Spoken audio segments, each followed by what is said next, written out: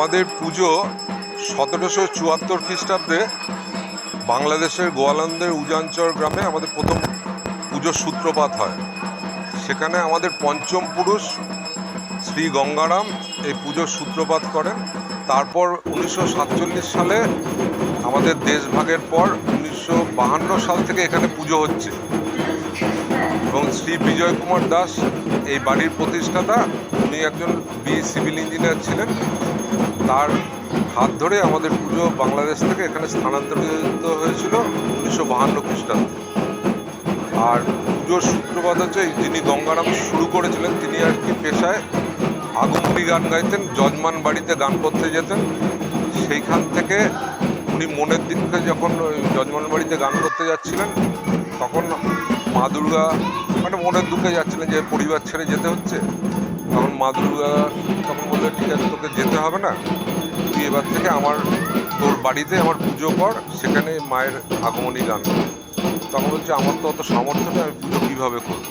বলে, তুই নদীর ঘাটে চলে যা, ওখানে একটা কাঠ পাবি, সেখান থেকে কাঠামো থেকে তুই মূর্তি তৈরি করে শুধুমাত্র চালকলা দিয়ে পুজো করলে আমি সন্তুষ্ট হব।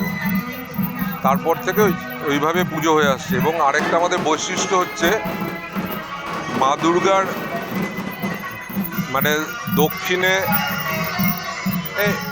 দক্ষিণে হচ্ছে কার্তিক, গণেশের জায়গায় দেখবেন আমাদের কার্তিক আছে, ঠিক আছে? আর মা দুর্গার বামে কার্তিকের জায়গায় গণেশ আছে, কার্তিক আর গণেশের স্থান পরিবর্তন দেখতে পাওয়া যায়। এটা হচ্ছে কেউ বলে স্বপ্নে পাওয়া, বা আবার পূর্বরীতি, বাংলার পূর্ববঙ্গের রীতি অনুযায়ী এটা এইভাবেই হয়। আর পাশাপাশি সপ্তমীর রাতে আমাদের কালী পুজো হয়, ঠিক আছে, অষ্টমীর তিথিতে।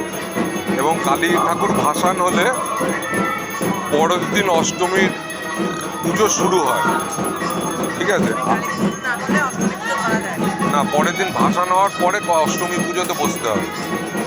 আর এছাড়া হচ্ছে নবমীর দিন আরেকটা বিশেষত্ব হচ্ছে আমাদের শত্রু বলি হয়, চাল বলি হয়। ওপর একটা চাল কুমড়োর ওপর ওই ময়দার বানিয়ে একটা রেপ্লিকা বানিয়ে বলিদান করা, বলিদান। এছাড়া হচ্ছে আমাদের ভাসানে ফিরিয়ে আমরা সবাই মিলে আগমনী গান গাইতে আমরা ফিরে এসে মন্দিরে আমাদের সত্যনারায়ণ, এই হচ্ছে আমাদের পুজোর বৈশিষ্ট্য।